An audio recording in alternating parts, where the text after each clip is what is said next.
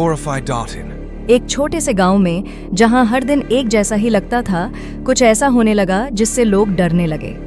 गांव के किनारे पर जहां जंगल शुरू होता था, वहां एक पुरानी टूट चुकी हवेली थी। लोगों ने सुना था कि उस हवेली में एक औरत रहती है जो दिखने में बेहद खूबसूरत थी, लेकिन उसके इरादे बहुत खतरनाक थे।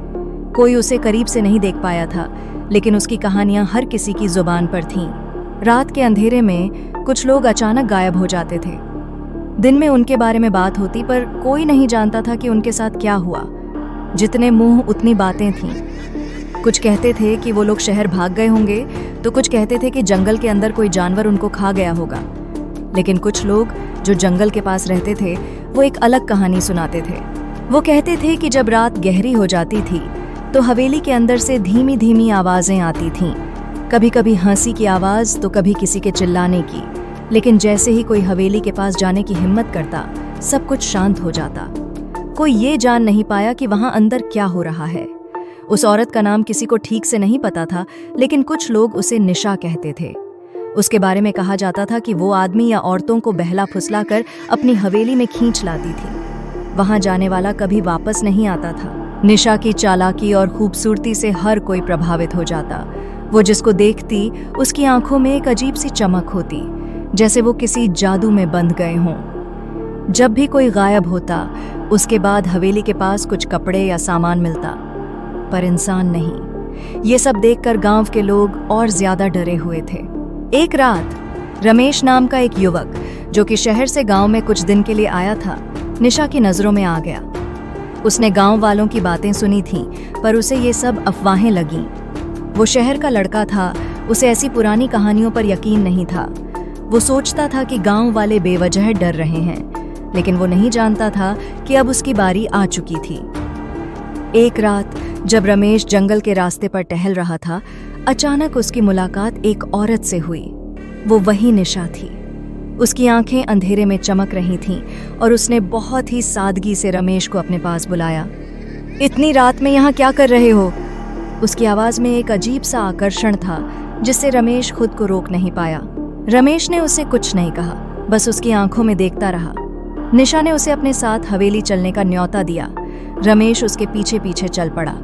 जैसे ही वो हवेली के पास पहुंचे, हवा में एक ठंडक सी आ गई। हवेली के अंदर का माहौल अजीब था। दीवारों पर पुराने धब्बे थे और हर कोने में अंधेरा पसरा हुआ था। रमेश के दिल में एक अजीब सी बेचैनी थी, लेकिन उसने खुद को शांत रखा। निशा ने उसे एक कमरे में ले जाकर दरवाजा बंद कर दिया। कमरा बहुत बड़ा था और बीच में एक बड़ा सा बिस्तर था। कमरे में हल्की सी महक थी, जैसे कुछ छिपा हुआ हो। निशा ने धीरे धीरे रमेश के पास आकर उसकी आंखों में देखा और फिर अचानक उसकी मुस्कान बदल गई। वो मुस्कान अब एक शिकारी की तरह थी। रमेश समझ नहीं पाया कि ये सब क्या हो रहा है। वो उसके करीब आई और उसकी सांसें रमेश के चेहरे पर महसूस हो रही थीं। रमेश ने पीछे हटने की कोशिश की, लेकिन अब बहुत देर हो चुकी थी। निशा ने उसे अपनी जकड़ में ले लिया और उसे बिस्तर पर धकेल दिया। उस रात निशा ने रमेश के साथ शारीरिक संबंध बनाए। वो उसके ऊपर पूरी तरह हावी हो गई और रमेश चाहकर भी खुद को उसके प्रभाव से मुक्त नहीं कर पाया। उसकी हर कोशिश बेकार थी। निशा ने रमेश के शरीर का पूरा इस्तेमाल किया और उसके साथ संबंध बनाकर उसकी सारी ताकत जैसे निचोड़ ली। उसकी आंखों में सिर्फ हवस और काबू करने की इच्छा थी। रमेश निशा के सामने बिल्कुल कमजोर और लाचार हो चुका था। रात खत्म होते होते रमेश बेहोश हो गया। जब अगली सुबह रमेश की आंखें खुलीं, तो वो खुद को जंगल के किनारे पड़ा हुआ पाया। उसके कपड़े फटे हुए थे और उसका शरीर दर्द से कराह रहा था। वो जान गया था कि उसके साथ क्या हुआ है, लेकिन वो किसी को कुछ कहने की हिम्मत नहीं जुटा पाया। गांव में वापस आकर उसने किसी से भी नजरें मिलाना बंद कर दिया। लेकिन ये कहानी यहीं खत्म नहीं हुई। जो लोग एक बार निशा के जाल में फंस जाते, वो फिर कभी पहले जैसे नहीं रहते। हर रात रमेश को उस रात की यादें सताती। वो जानता था कि निशा अब भी उसे देख रही है और एक दिन वो फिर से उसे बुलाएगी और अगली बार शायद वो बच न पाए।